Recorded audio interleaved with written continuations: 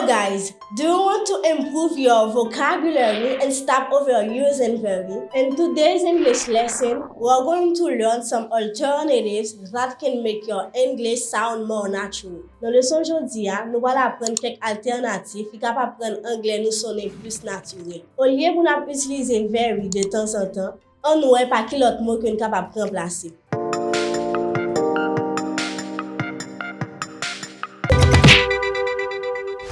The first one is very big.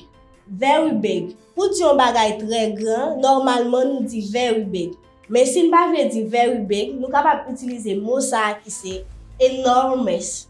Enormous. Or enormous. Qui veut dire énorme. Enormous. Pour ça tout nous capable dire gigantic. Gigantic. Qui c'est gigantesque. Pour dire un bagay énorme, gigantesque, nous capable dire enormous. Ou bien gigantic. Instead of saying very big, you can say enormous or gigantic. For example, this house is enormous.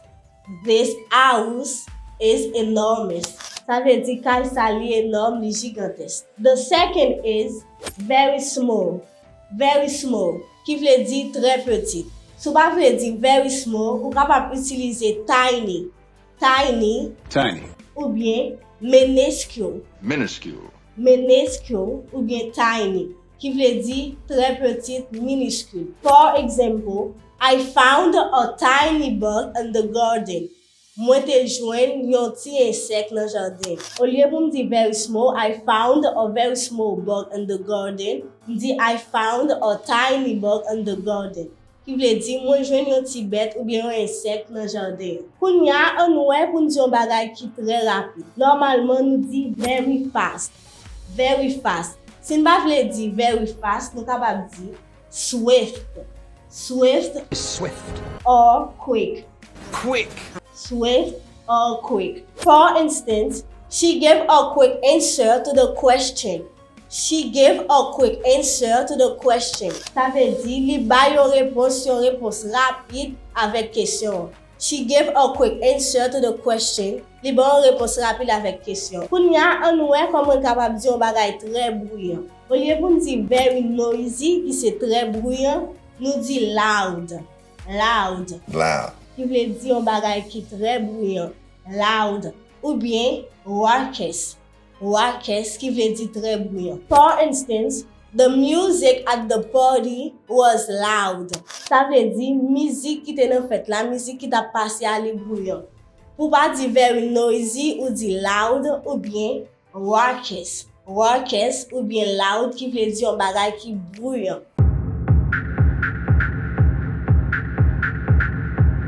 Kounya, on nous ouais s'il veut dire un bagay qui vraiment frais. Au lieu pour nous dire very cold. So instead of saying very cold pour nous dire un bagay vraiment frais, nous capable utiliser mot ça qui c'est freezing. Freezing. Freezing. Ou bien icy. Freezing ou bien icy qui veut dire bagay la frais un peu, tellement frais de glacé. Freezing ou bien icy. Instead of saying very cold, you can say freezing or icy. For example, it's freezing outside. Don't forget to take your coat. Ça veut dire, li fait freddi anpil dehors, pas oublier prendre manteau. Au lieu pour dire very cold, you can say freezing or icy. Kounya, on voit comment on capable dire un bagay qui très calme. Very quiet. Very quiet. Instead of saying very quiet, you can say silent. Silent. For instance, the library was silent as everyone studied. Ça veut dire librairie était très calme, était silencieux pendant que tout le monde a étudié. Au lieu pour me dire the library was very quiet, on dit the library was silent. Kounya on ouais comment on dit très riche. Très riche qui c'est very rich. Very rich. Instead of saying very rich, I can say wealthy. Wealthy. Very wealthy. Wealthy veut dire un bagay qui très riche ou bien un monde qui très riche. Wealthy. I can also say affluent. Affluent. Affluent. Wealthy and affluent. So if I don't want to say very rich, I can say wealthy or affluent. For example, he has a wealthy family. he has a wealthy family. Li gon famille qui très riche. Ou bien m'kapab di, he has an affluent family. Li gon famille qui très riche, qui influent.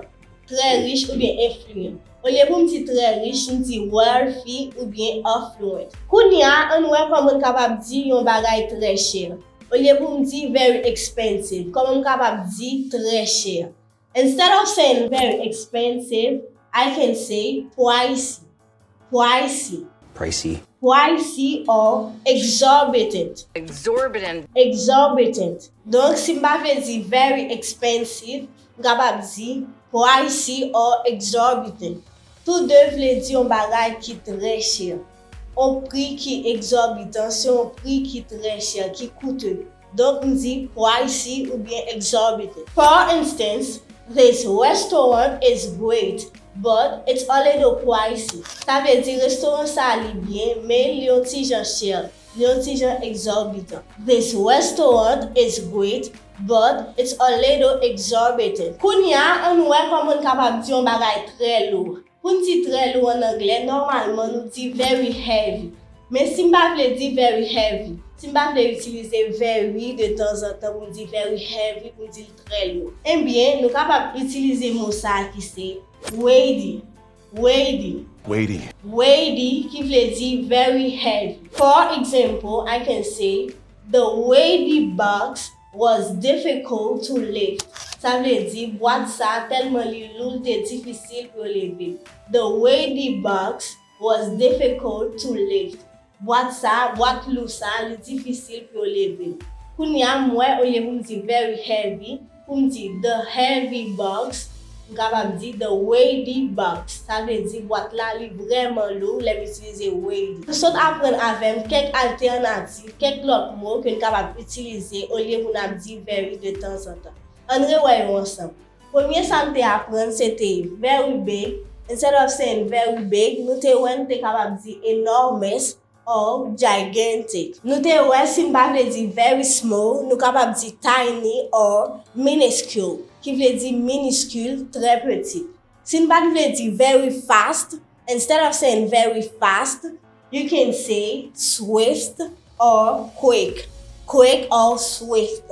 Instead of saying very noisy, qui veut dire très bruyant, nous capable utiliser loud or raucous. Raucous or loud. Instead of saying very cold, you can say freezing or icy. Freezing or icy. Instead of saying very quiet, you can say silent. Un bagay qui calme, silencieux. Very rich, wealthy, affluent. Very expensive, pricey and exorbitant.